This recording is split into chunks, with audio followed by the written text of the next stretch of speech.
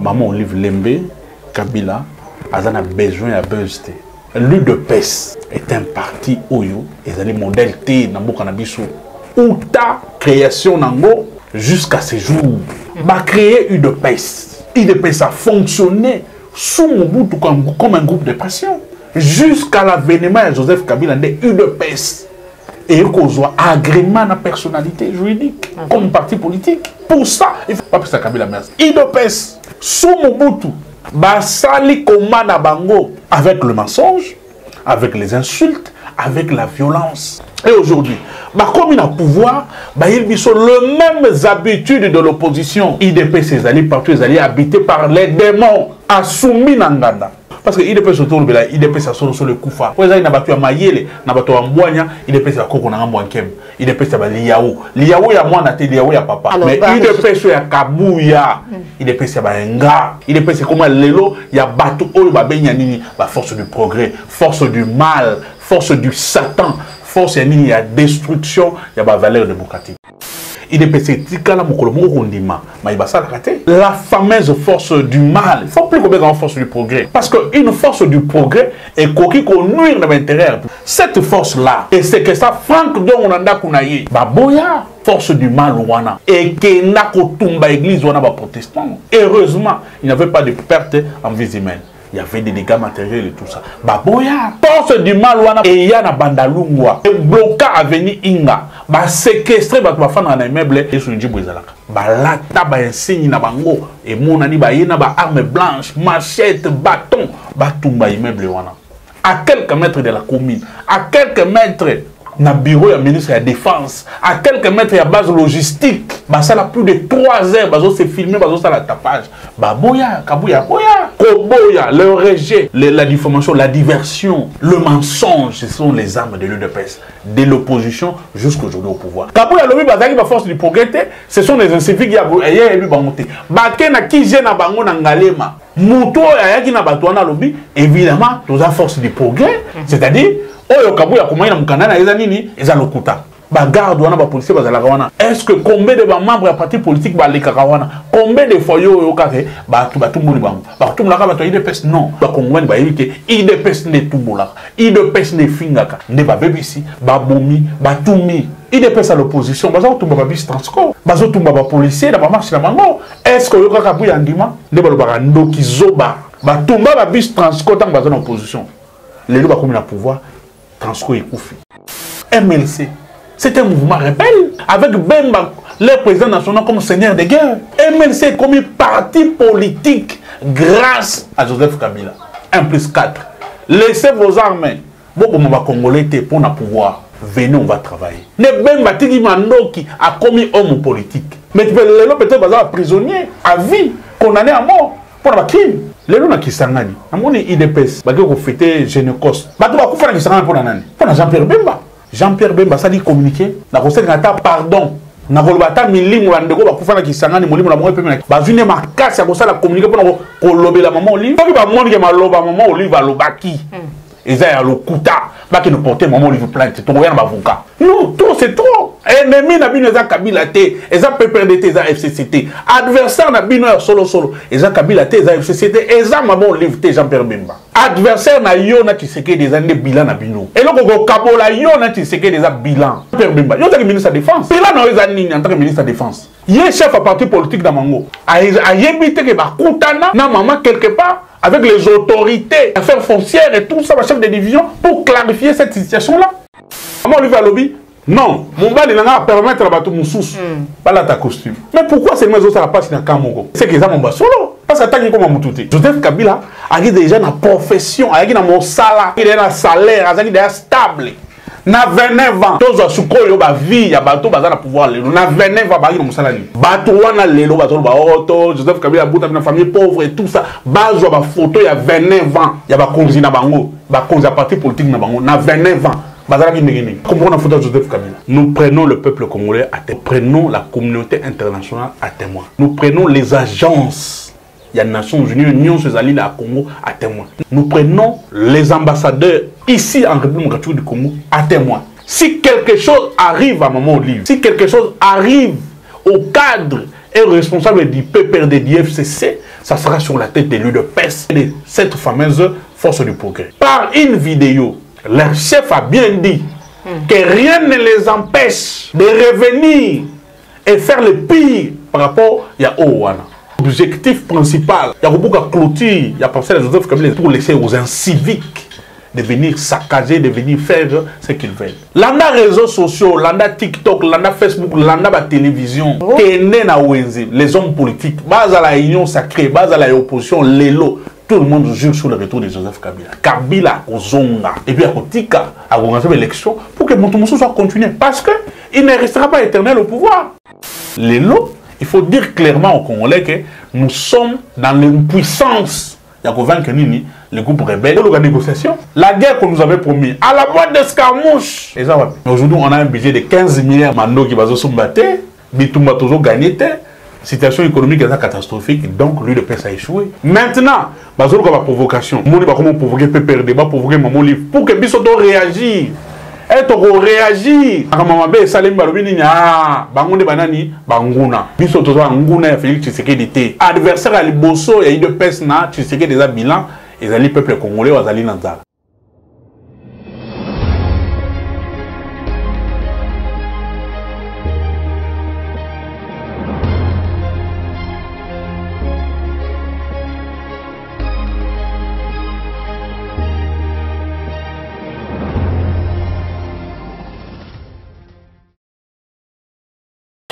Bozali Ebele, Bandeko Balandi émission Vérité de tous côtés, Bandeko Balandi à plus clair télévision la chambre de vérité, Mbote la bino ipagnon se joindre bino.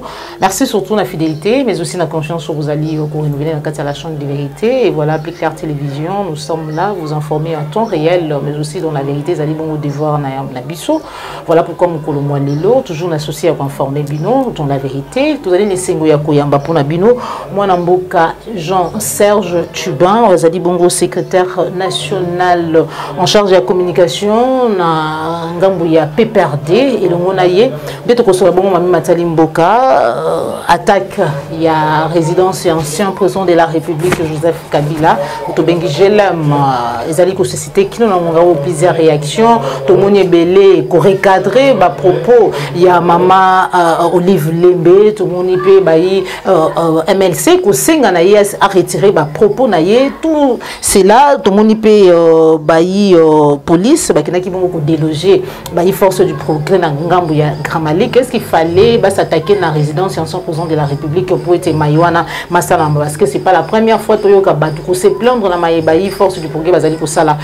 Vendredi 2 août 2024 au République démocratique du Congo to baité ba congolais bazali ko rendre hommage aux millions de Congolais ou bazala ki bongo victime ya génocide to bengi lelo to ko célébrer Génocoste na République démocratique du Congo, délégation et gouvernement ezali na ngonga o na ngambu ya Kisangani mais et déranger ba congolais muke ko yoka ministre de la communication et médias Patrick Mouya ya porte-parole ya gouvernement on nzela ya tweet na ye asila ki kubeta lisolo ya célébration liée ya commémoration to ko sola on na kati émission na biso mokolo mwa lelo mwana mboka Jean-Serge Tubin Mbotena. Mbote maman Joël, mbote na bana nyonso ya télévision na biso ki toko, ba ye ba benga biso pour na opesa la suggestion, ba ye ba benga biso pour faire un débat en dehors ya télévision. Nous vous remercions parce que ya monde tolingi. Tolingi tolérance na kati ya démocratie na biso, tolingi respect mutuel, tolingi surtout échange moko fructueux entre les compatriotes, ceux qui ba vie ezali, ceux qui ba proposition ezali parce que la démocratie c'est aussi l'unité, mais dans la diversité des couleurs, de positions, des échanges, mais des échanges qui vont permettre de construire, de forger et de renforcer la culture démocratique nabiso. Merci beaucoup mon occasion Jean-Serge. Réaction à Buno, Ezali le Lengenini après attaque au Salamaki, il est vrai que beaucoup ont dit tout le Lenguana et Ezali bayi force du progrès parce que Belé Bango Bazala qui arrêté mais quand c'est IDPS Basila qui vont rejeter en bloc toutes les accusations ou Ezali qui ont incriminé militants au Yabango et Belé Balobi était maman Luki Buzz pour réagir Lengenini face à ma propos. Maman Joël, merci pour le montant d'anayo.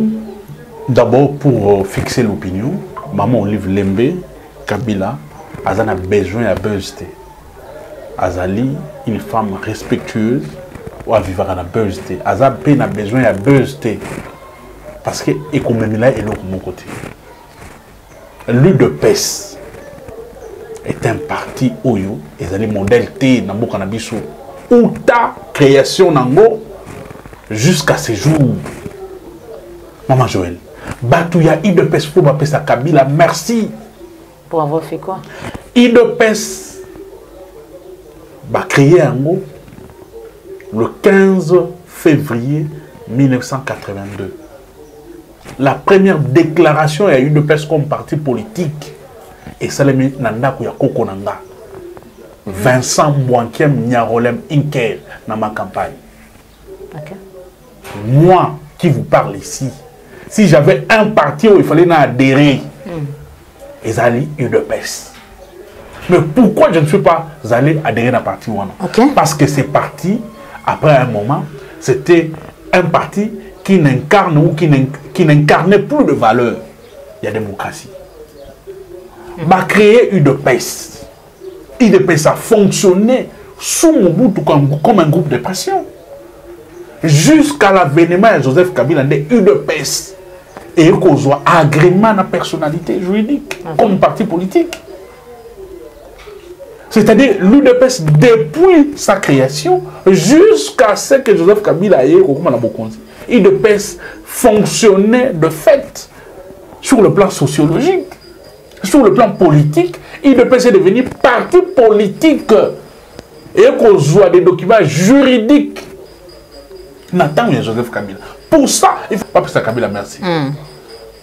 IDPS, sous Mobutu, Basali Komana Bango, avec le mensonge, avec les insultes, avec la violence.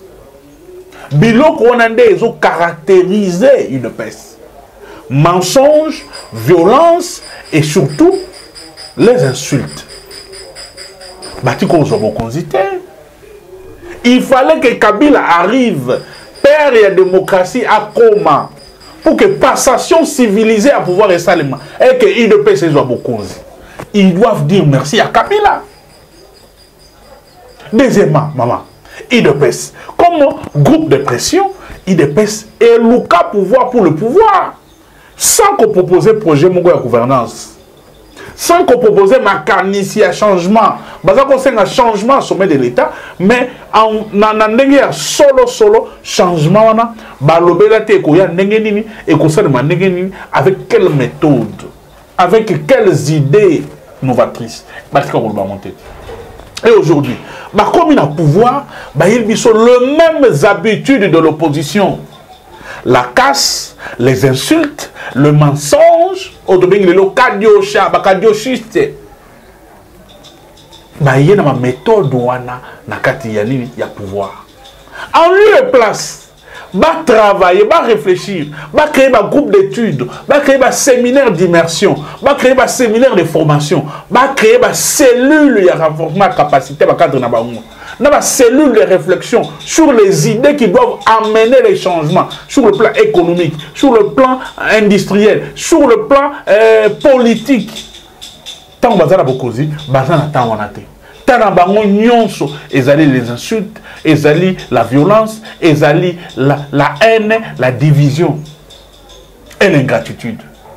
Il y a un autre lobby qui IDPS, ils allaient partout, ils allaient habiter par les démons. Les démons, il y a ingratitude, les démons, il y a division, les démons, il y a division dans le lobby, il y a ingratitude dans le lobby, surtout les démons, il y a destruction. Il fallait pas la reconnaissance. Ce sont ces démons qui caractérisent l'UDPS. L'UDPS Fouezala reconnaissant le peuple congolais, IDPS Fouezala reconnaissant dans Joseph Kabila. Parce que le peuple congolais a Zouaka na Kibomoto, na Nzoto pour le molimo combat na bango. Malgré ça qui combat le Lukuta. Comment sans fondement, comment sans mécanicien solo pour y changer mais comme il y avait la dictature, peuple azalaka na femme sous-souté, bayaka na UDPS. Peuple peuple wana accompagné IDPS. Joseph Kabila a yé ko pesa IDPS sur le plan il y a structuration sur le plan fonctionnel, sur le plan juridique, après si baroumi kana comme parti politique, mais aussi à organiser ma ponamio et même IDPS dans pouvoir. Donc il faut pas la reconnaissance dans peuple congolais, peine à Joseph Kabila, le père de la démocratie qui a permis à l'organisation de l'élection démocratique au IDPS comme dans pouvoir. Mais il faut pas la reconnaissance surtout dans le peuple congolais pour la nini. Parce que le peuple accompagné qui bango na vision non claire, non précise. Le peuple on a l'élo, il ne peut pas travailler pour que le peuple on a la réconforter na l'action na bango. Pour que le peuple on a l'IA, le peuple on a la sécuriser. Mais il ne peut pas l'élo a soumis nanganda. Il ne peut pas l'élo et bon sani le peuple d'abord. Il ne peut pas l'élo a soumis les visions entre guillemets, il y a le peuple d'abord. Il dépêche les lots et commis la famille d'abord, les enfants d'abord. Il dépêche commis les Kassai d'abord. Alors que na combat wana, ce que même lui de peso est solo. Parce que il dépêche autour de là, il dépêche solo Koufa. Il dépêche ya solo. Vous avez na batu ya mayele, na batu ya mbwanya, il dépêche ya koko na mbwankem. Il dépêche ya liyaou. Liyaou ya mwana te liyaou ya papa. Il dépêche ya manani ya koko na ngom mususu kufa. Ya ba kyungu. Il dépêche ya batu wana nyonso ba cofondateur il dépêche wana ndia ki il dépêche ya solo. Il dépêche ya batu ya mbwanya, il dépêche ya batu ya mayele, il dépêche oyo ezaki et kokaki komema. Bon, on a tout changement na gouvernance politique. Alors, mais il dépêche à Kabouya, il dépêche à Baenga. De la même manière, Joël Lelo, maman Joël, je vais chuter sur ce point. Il faut qu'on précise. Tala Lolenge, il dépêche à traiter. Banaba cofondateur, il y a eu de pèse. Tala UDPS n'enga zo traité bateau ba pesa mayele na bango na nzoto la bango pour UDPS Salem lelo ba bossa na bango Moubaki est dans les oubliettes, la famille Mbouankem est dans les oubliettes, les autres cofondateurs qui sont encore vivants aujourd'hui sont dans les oubliettes. Ba bossa na bango ceux qui ont combattu lelo avec Etienne Tshisekedi sont dans les oubliettes. Talanenge Batrita Albert Moleka dans les oubliettes. Batu ya mwanya ya mayele ya solo na IDPS batu on a permis IDPS le comment il est incompétent. IDPS comment le ya kabuya mutalukuta. IDPS comment lelo ya batu oyo ba benya nini ba force du progrès, force du mal, force du Satan, force ya nini ya destruction ya ba valeur démocratique. Voilà, c'est là qui est rejeté côté IDPS, tout le rejeté qui en bloc accusation, ils sont allés incriminer force du progrès, ils allés moko il y a structure au sein de l'IDPS, bien qu'après tout moni la police a qui dès 2h du matin, na ngambo ya Gramalik na commune Yangali ma pour déloger bango. Est-ce que ça dit contradiction tout comment vous bien ngolo lengeni? Mais c'est une preuve de plus, maman Joël, on a relobake. IDPS tikala mokolo moko ndima, ma ibasa la kate. Il dépêche ni maka d'abord te mais bango basala kamabe pa bato. On peut sur exemple. La fameuse force du mal, il faut plus qu'on ait force du progrès. Parce qu'une force du progrès est qui nuire dans l'intérêt de la public. Une force du progrès ne peut pas nuire aux compatriotes, aux paisibles citoyens. Une force du progrès ne peut pas souhaiter le mal à Batomoussous. La force, c'est là, c'est la force de la destruction, c'est la force du mal.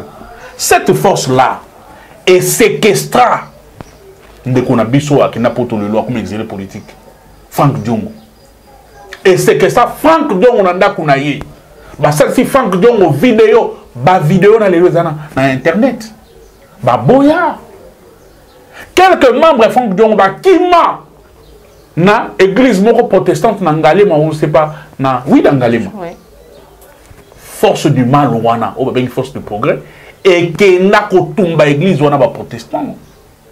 L'église protestante hésita. Heureusement, il n'y avait pas de perte en vie humaine. Il y avait des dégâts matériels et tout ça. Baboya. Force du mal wana ba on bengi abusement force du progrès et il y a na bandalungwa et bloquer avenue Inga ba séquestrer ba fana na immeuble Jamanis. Oh yesika supermarché et ou ba benga la yesu njibu ezalaka. Balata ba insigne na bango et monani ba yena ba arme blanche, machette, bâton, batumba immeuble wana. À quelques mètres de la commune, à quelques mètres na bureau ya ministre de la défense, à quelques mètres ya base logistique. la République démocratique du Congo. Aucune intervention il y a. Bah ça a plus de 3 heures, bah c'est filmé, bah ça la tapage. Bah boya, kabouya, boya. La même force du mal, bah comment quand tu as pancarte, na ba commune belé na kala moi, ba pancarte zali. Bah zo rançonner mbongo. Bah comment bah agent percepteur na ba ONG. Kabouya a rejeté la même force du mal. Et finga déjà maman Olive, n'a pas communicateur, n'a pas mot. Baboya, la même force du progrès. Kabou Nazalaka n'a pas mot. Ah, on a parlé du peuple. Parce que gangé là-bas généraux. Je crois général la moule, il y a la police et tout ça. La même force du progrès. Baboya. Koboya, le rejet. C'est les domaines, la diffamation, la diffamation, la diversion. Le mensonge, ce sont les armes de l'UDPS, de l'opposition jusqu'aujourd'hui au pouvoir. Mais il y a son Ezalini. Kabou a fait un document. Tant que ça le document, le commanditaire de cette action-là a sali vidéo. Kabou a lobby bazali ba force du progrès, ce sont les inciviques qui ont eu bamonté. Baké na kije na bango na ngalema. Mouto ayaki na batouana lobby, évidemment, tous la force du progrès. Parce que la force du progrès viva, tout le monde va vidéo. Bandemi d'abord que la force du progrès, va avoir des pèses. C'est-à-dire, oh Kabou ya comment il a mukana na ezanini, ezalokuta. Deuxièmement, alors ezalaki biso, mais tozako le cannabiso na balabala wana. Avec plus de 300 personnes, sur 400 personnes, bozo leka. Alors bango de batumbola ki biso. Non. Batona bazalaka wana. Ba garde wana ba policier bazalaka wana. Est-ce que combien de membres de parti politique ba les kakawana, combien de fois yo kake ba tout mbuli bango ba tout mulaka ba to IDPS non to yebi ba kongwen ba yike IDPS ne tout mulaka IDPS ne fingaka IDPS ne ba bebisi ba bomi ba toumi. Mais maman Joël, rappelez-vous IDPS à l'opposition ba zo tout ba bis transco ba zo tout ba policier na ba marche na bango. Est-ce que yo kaka bu yandima? Mais lelo ne pas le ndoki zoba ba tumba ba bis transco tant bazana opposition les lois comme na pouvoir transco ekufi transco ekobi na carburant ya ba bidon ba tondi si ba combattant musala o kabu ya mona pesa ba combattant ba sala na transco ekufa les lois ba chauffeur a vu la qui se va sali grève ba kino ba zangi moyen de transport ya kotambola nango alors que Transco a été créé pour cette vision. Que le peuple a la dépendante n'a pas privé. Nous transki non qui mouta salaka. Oh ils ont permis de ceux qui va grève les alliés autour de nous transki les autres battre. Au journée mobile babutu mumba transki les autres battre. Et seulement pour que dans na elan moko il y a vision moko, il y a réforme que l'État soit pris en charge, il y a transport à Congomani. La ville à Kinshasa, mais surtout sur toute l'étendue du territoire. Peuple a la délaissé dans ma boca privé parce que privé a commerçant privé a fixé prix naïe malgré que l'État va intervenir à un moment mais l'État fait n'a pas moyen de transport naïe pour nous protéger pour nous sécuriser la population congolaise. Bang bazana vision te vision na boka ezaki à lokuta vision ko buka vision ko finga ba finga ka Congo Airways les lo Congo Airways ekufa et puis en faillite. Mabale kufa ba famille kabwana bana ba kufi ba Jean Congo Airways les lo ba comme son à 36 mois ceux qui 40 mois ceux qui 60 mois il y a un paiement parce que il n'y avait pas une vision de gouvernance claire et précise dans l'UDPS parce que il y avait aucune volonté manifeste de changer miloko et loko ba yela kinde ba tondi sa poche na bango ba somba ba villa na Belgique na Suisse na Canada et loko ba yela kinde ba zwa mosolo ba kinde ba zongisa mboka sima. Voilà. Réaction à maman face à l'attaque wana et si c'était ma réaction est belle tout le monde inde tout le monde qui sont réagir tout le monde bande quoi MLC ba sengi na maman retirer malobana ye ce qui sengeli même à ça la poursuite judiciaire contre ba oyo bazala qui à la base y attaque wana sengeli à sala yango ba réaction ezali ko koba mona mboka Jean Serge Tchibia balobi malobo maman bimisa ki o ba congolais ba kino abenga ka bordure ezaki malamu mingi te kotali saite ezaki la batmuso espéra qui même pas au bazala qui va rêver qui même pas un jour là ta veste mais grâce à Joseph Kabila ni ko ba makambuta de reconnaissance ah ba la ti veste est-ce que maloba na ba bi ezali malamu mingi ti.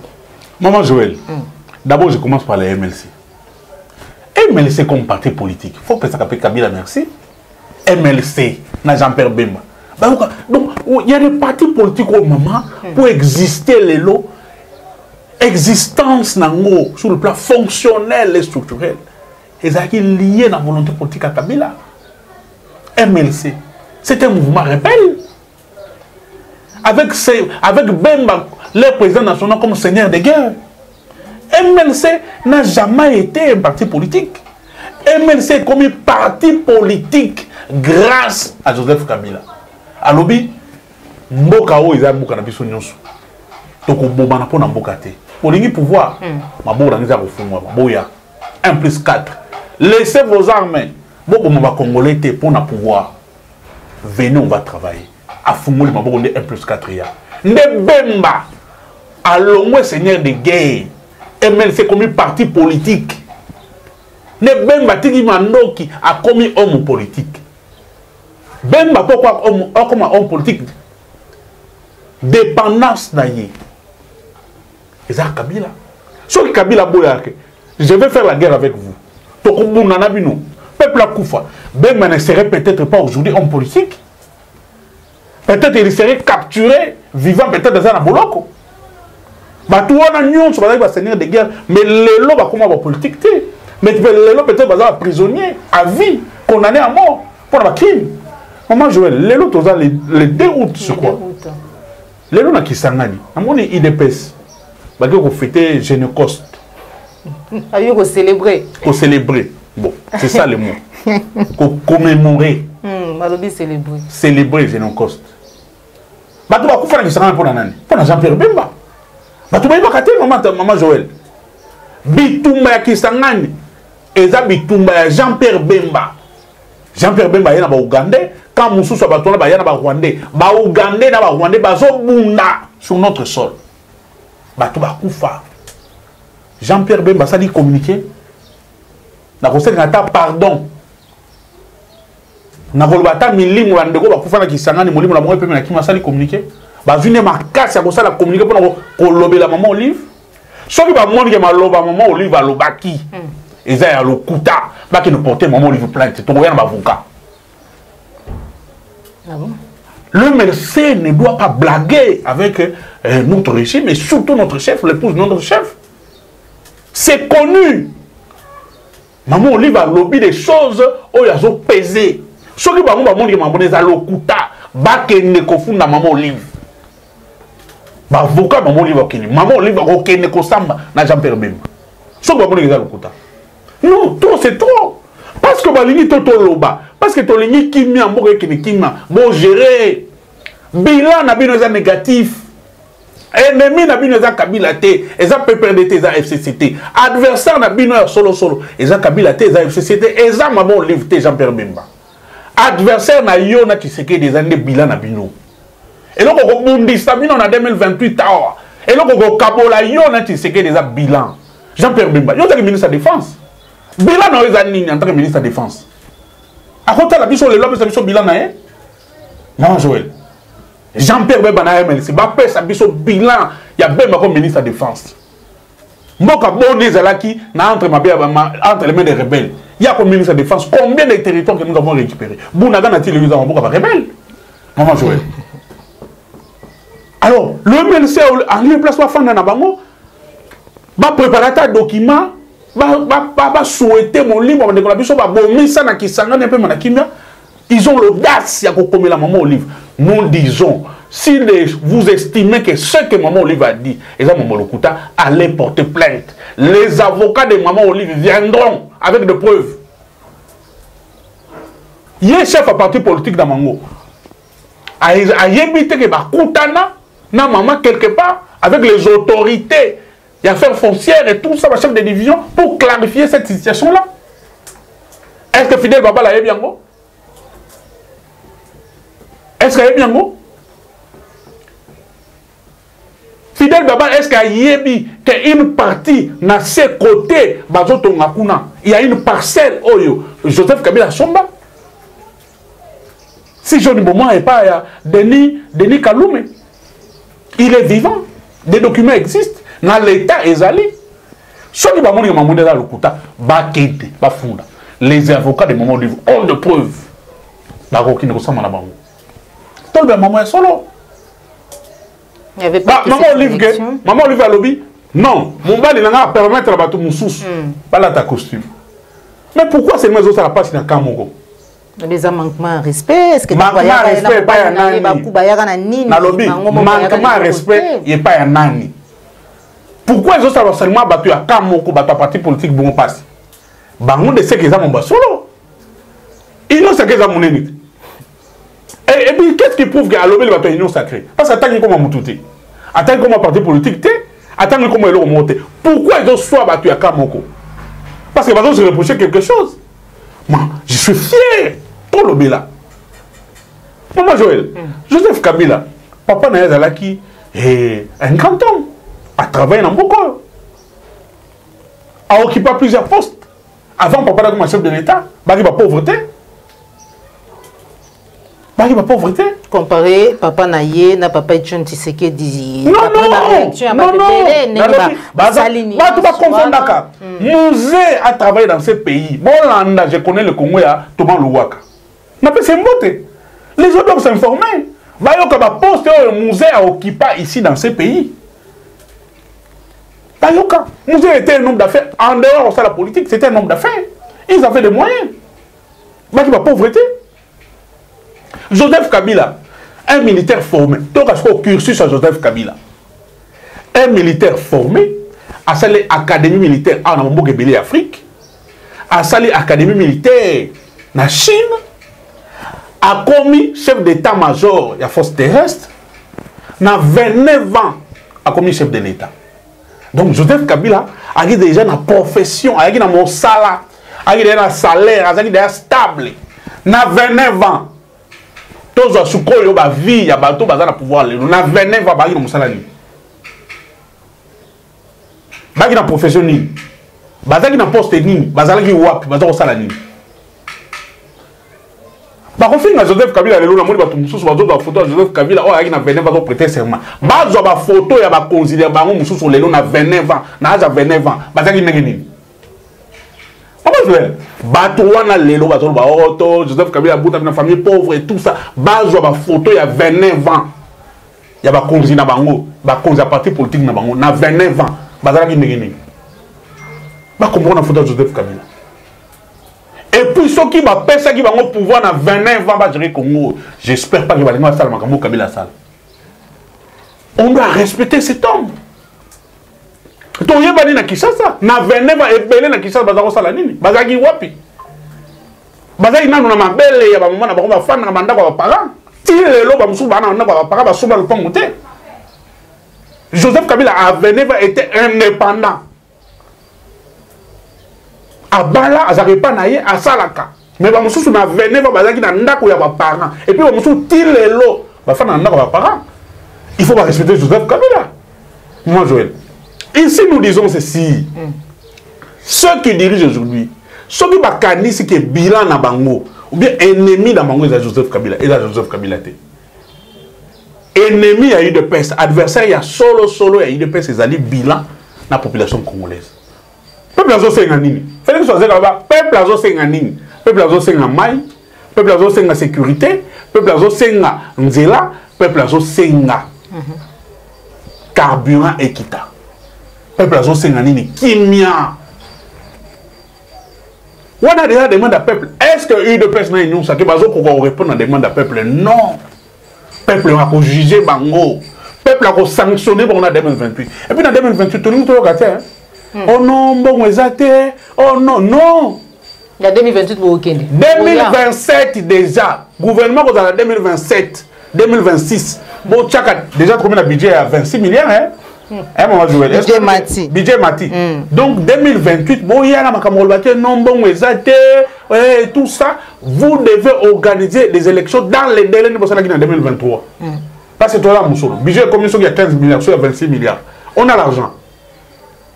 Bon, il y a une astuce de mon côté. 2028, point barre. Ça sera votre départ.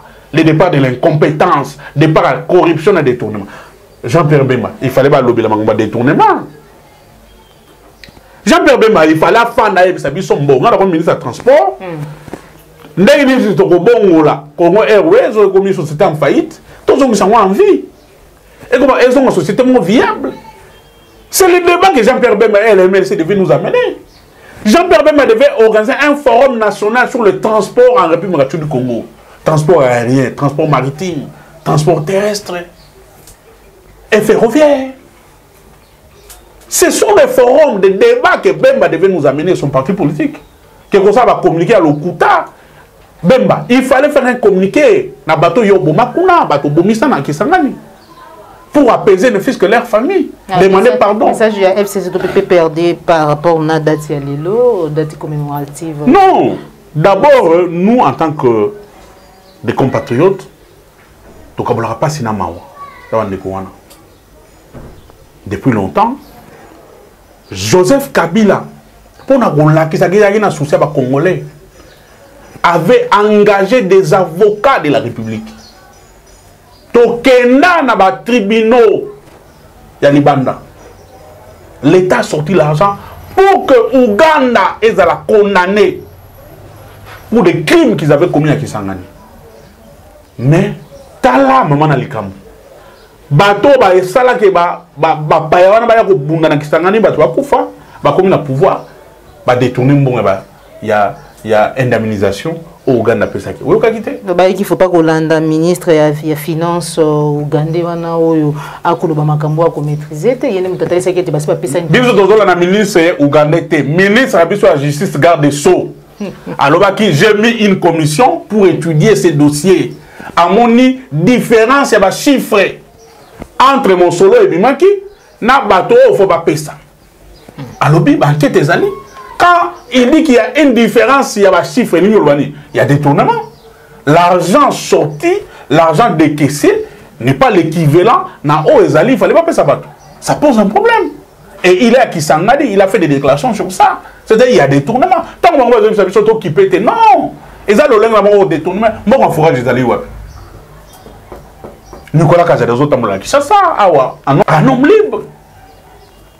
Est-ce que vous avez les sous à Lingeti, Gilles Alingeti, les saints de la République, vous avez les sous. Yomoko IGF, contrôle, avec un contrôle a priori. Et sous qui wapi. Vous allez contrôler, inspecter. Ok, vous allez audit dans une entreprise. Yomoko comme sous nani consultant. Mais si tu es jugé parti. Vous avez jugé parti. Comment tu vas faire avec honnêteté, avec sincérité ces contrôles-là? Et vous allez parce que l'entreprise te paye en tant que consultant. Oko encadrer fraude na bango. Oko bongisa ba chiffre na bango pour que va tomber na kati ya corruption te. Donc ozali yomoko corrompu. Il faut balongola ye. Ce qu'on m'a quel est le rapport ya lokuta zo ça la biso Gilles Alingeti so ki wapi. To bisa kibino Gilles Alingeti zo jouer rôle ya Mupap na tango Mobutu ma kelele jalelo. Il est au service ya régime le lui ibani. Que Gilles Alingeti est dans la chaîne, il y a corruption dans le cannabis. Gilles Alingeti est dans la chaîne, il y a embellissement, il y a corruption dans le cannabis. Parce que c'est anormal que vous allez contrôler, vous allez la contrôle, vous allez inspecteur, ok, vous allez l'inspection dans une entreprise, et que vous allez dans un cabinet, ou engagé, moto, vous allez sous-souligner. Au communauté expert, comme consulter, voilà. Pour finir, mon embauche Jean-Serge Tchubin, je signaler que le véhicule il y a particulier emporté par la police et placé dans la fourrière délimitée 16e rue à Kinshasa en préfet. Tout le monde a que le Lengeni Nibasila qui bongo ko délogé by force du progrès, ce sont qui ba na kanda makasi mais dans la vidéo dont on te ça la lision tout à l'heure oyo mukamina bango azala qui ko justifier un passage na bango bango babiye te bazaki provoqué par bagarre qui oyo bazala qui wana liboso ya GLM batali ici na maman livre dans cette vidéo là été ceux qui azali ko insister bongo et donc comment on peut empêcher bango te pour être baya. Vous vous préparez quand même parce que vous savez comment ces gens... Maman Joël, nous prenons le peuple congolais à témoin. Nous prenons la communauté internationale à témoin. Nous prenons les agences, il y a les Nations Unies, l'Union sociale à Congo à témoin. Notamment la MONUSCO. Nous prenons la MONUSCO à témoin. Nous prenons le bureau conjoint de la MONUSCO en charge des droits de l'homme en témoin pour constater les différentes violations des droits de l'homme par l'UDPS et sa milice des forces du progrès, qui est normalement une force du mal, une force de la destruction.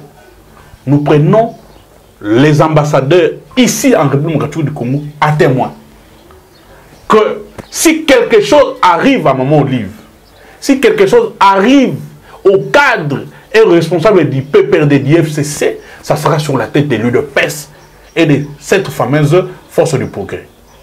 Parce que par une vidéo, leur chef a bien dit que rien ne les empêche de revenir et faire le pire par rapport à Owana. Donc, comme je l'avais dit au début, la vidéo là est en contradiction avec les documents de Kabouya. Ces hommes, ces inciviques-là, avaient bel et bien une mission précise d'élimination physique de la très distinguée Marie-Olive. Ils vont rien gagner, le régime ne va rien gagner. Madame, tu sais l'objectif principal, il y a beaucoup de clôture, il y a pensé à Joseph Kabila et Zakinine. C'est pour laisser aux inciviques de venir saccager, de venir faire ce qu'ils veulent. C'est pour l'accomplissement de ce qui venait se faire. La destruction à périmètre et à sécurité à résidence à Joseph Kabila avait un objectif, c'est de laisser passer des inciviques comme ces badauds-là, la force du progrès, de venir ce qu'ils ont fait. Et nous, nous disons, nous sommes un parti respectueux des textes de la République. Nous n'allons pas nous comporter en badauds, nous n'allons pas nous comporter en inciviques comme eux. Mais nous alertons et la population et la communauté internationale, la MONUSCO, les ambassadeurs en République démocratique du Congo, que si quelque chose arrive à un cadre du FCC, du PPRD, mais surtout à Marie-Olive Lemé Kabila, à ses enfants, à sa famille, ça sera sur la tête de l'UDPS, mais surtout sur la tête des responsables de cette fameuse force du progrès. Alors, attaque wana alternative wana lelo Maman Olive aza en insécurité et que senga retour ya mobali na été parce que kozala pembeni ya mwasi na yo Kabila kozonga Maman Joël peuple azozela ye landa réseaux sociaux landa TikTok landa Facebook landa ba télévision kende na ba wenzi Kabila l'espoir du Congo kende na wenzi les hommes politiques baza la union sacrée baza la opposition lelo. Tout le monde jure sur le retour de Joseph Kabila. Kabila Kozonga. Kozonga pour nos Kozonga. Azali Kosu sa ba étude na ye ya troisième cycle en Afrique du Sud. Kozonga. Ce qui a zongi, Kozonga la ngwene na ye à pouvoir. Parce que nous sommes dans la souffrance. Le peuple souffre. Pour zonga na un niveau tozalaki Joseph Kabila a zongi sabiso na niveau na tous les cas. Et puis à Kotika, à organiser l'élection pour que Montomoso soit continué. Parce que il ne restera pas éternel au pouvoir. Mais vu la situation d'Ozalina Lelo, l'homme qui peut nous sortir de cette situation, c'est Joseph Kabila. Vu son expérience, vu ses prouesses, Négassissa Bitumana, Est de la République, vu ses prouesses sur le plan économique. Tozaka la situation d'inflation à 1000%, Tozaka une économie dépendante de l'extérieur, une économie extravertie. Grâce à Joseph Kabila, l'économie n'est pas stable, l'économie a des chiffres, cadre macroéconomique, sinon on se comment il avait. Grâce à Joseph Kabila, il y avait stabilité à prix des denrées alimentaires sur le marché. Grâce à Joseph Kabila, la stabilité du prix des litres. Il y a Kabila. Les mal intentionnés, dernièrement, président de la République a instruit qui est ministre de l'économie,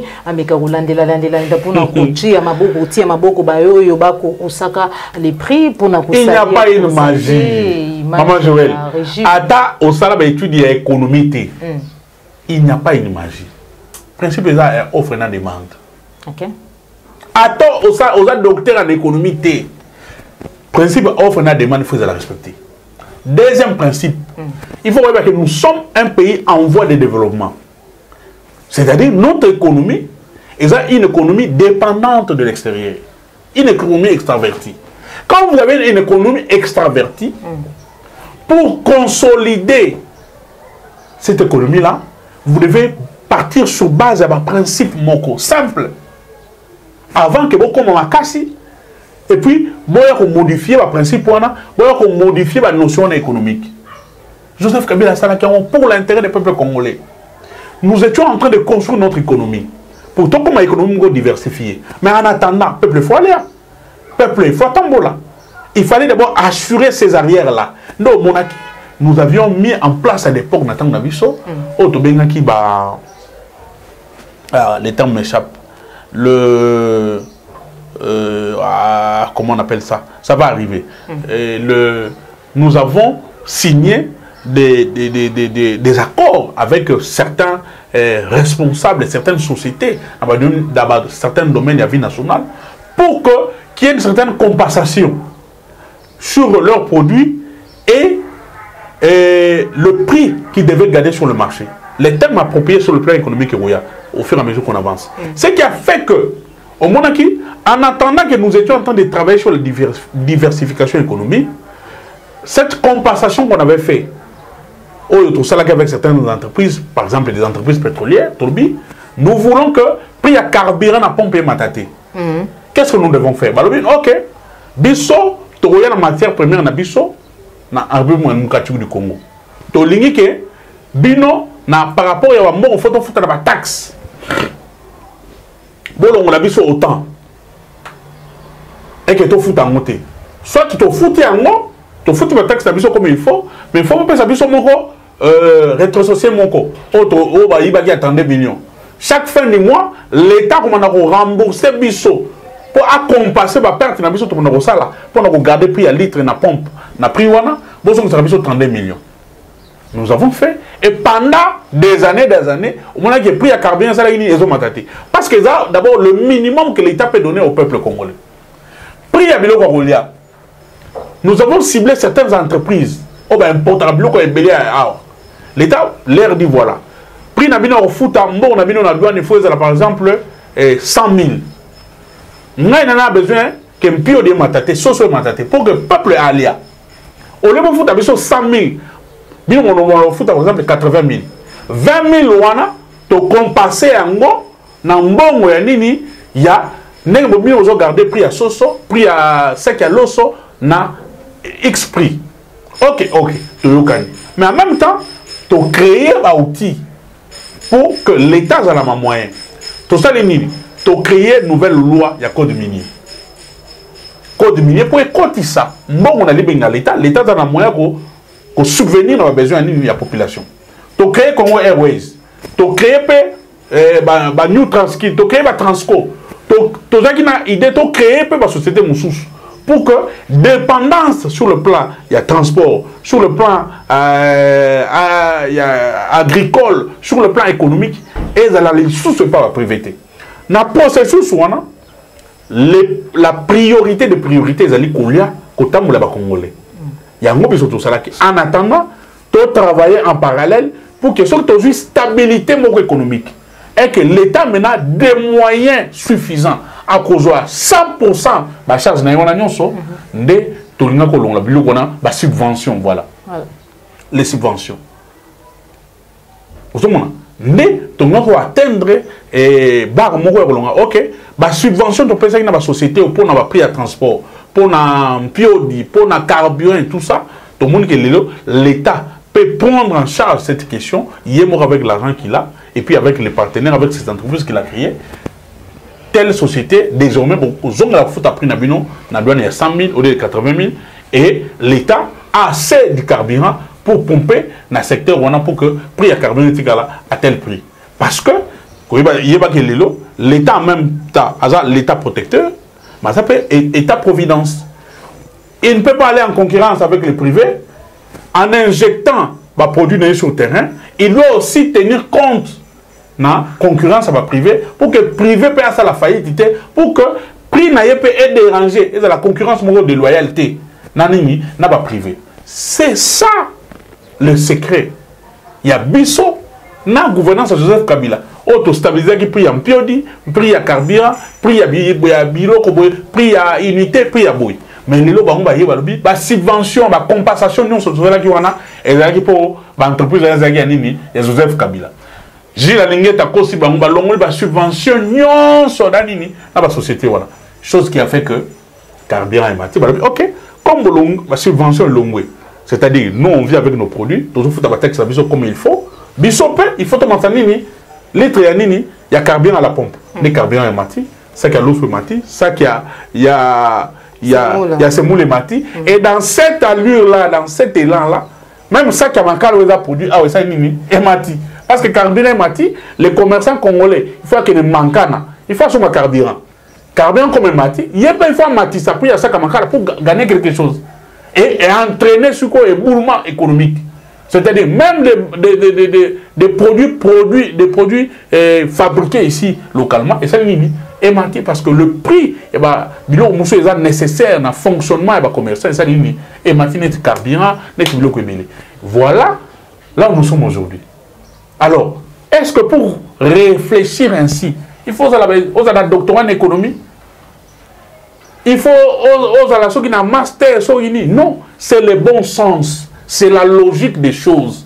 Et nous sommes toujours censurés parce qu'on a travaillé dans un cabinet, parce qu'il y a un séminaire de formation, parce que j'ai aussi été sur le banc de l'école, parce que j'ai aussi des principes. Maintenant, dans l'UDPS, ce sont des aveugles qui sont des rois.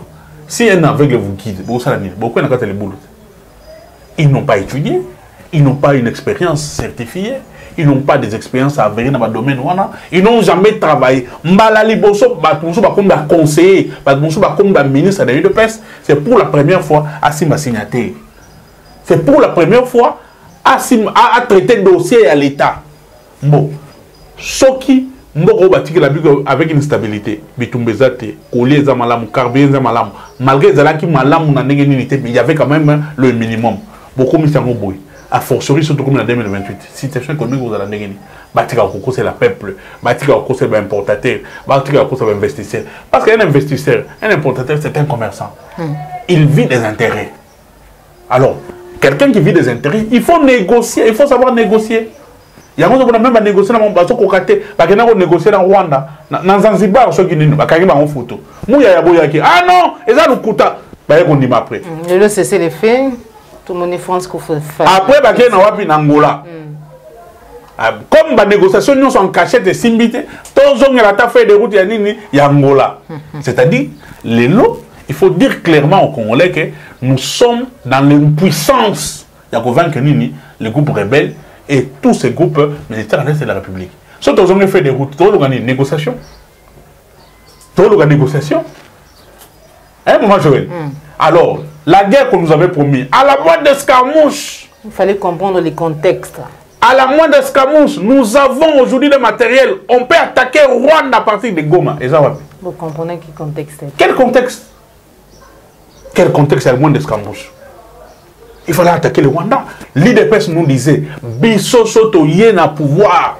La mission première de Bisso, c'est faire la guerre au Rwanda. Nous attendons que l'IDPS fasse la guerre au Rwanda. Nous dit avec ça la solution des solutions, nous devons faire la guerre au Rwanda. Pas ça la guerre au Rwanda. On sait quand ça commence, on ne sait pas quand elle finit. Voilà pourquoi.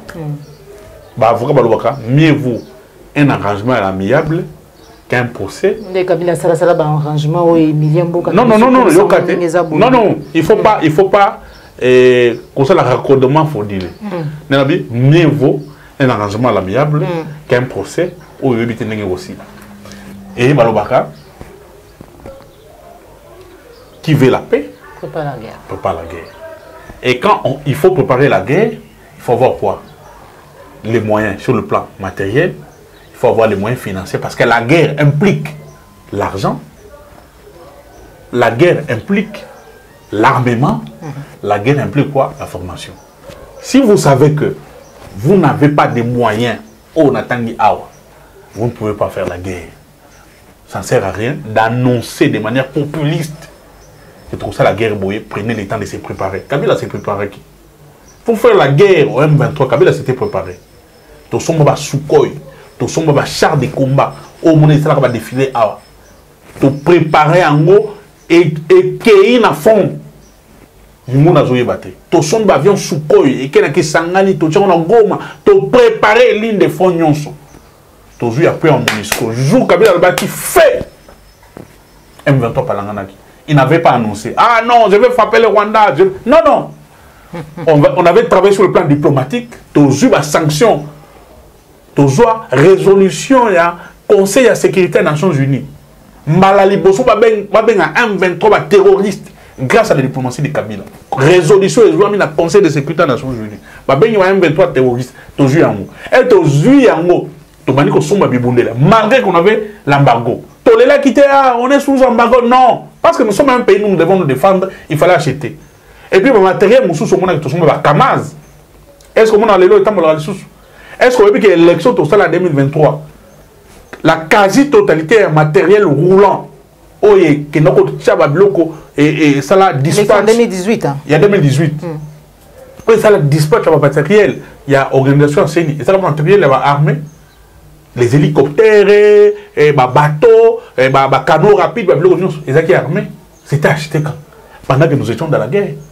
Pendant qu'on avait un budget de 6 milliards de dollars. Mais aujourd'hui, on a un budget de 15 milliards, Maman Joël. Mando qui va se battre, Bitumba toujours gagné. Situation économique est catastrophique, donc l'UDPS a échoué. Voilà. Nous sommes arrivés à la fin de notre émission, donc l'UDPS a échoué. Maloba Mwanamboka Jean-Serge Tubin, on a dit de tuer l'émission Nabiso, Mwanamboka Matondo pour la Nabiso. Message Nayouna Baïbazou, Peuple congolais, ne vous laissez pas berner dans le Kouta, dans la diversion de l'UDPS. L'UDPS est comme un souka. Bila pour présenter dans le peuple en 2028 les alités. Parce que il ne reste que 3 ans, sur 4 ans de gestion. Alors, l'intérêt égoïste de Mango Azobunda. Kabouya doit partir pour un ministre Bouye, n'a pas à remplir les poches. L'UDPS n'a pas une vision claire de la gouvernance politique. L'UDPS ne nous a donné des idées novatrices pour le changement de Mokalabiso. Le peuple est d'abord le Louis à la maille.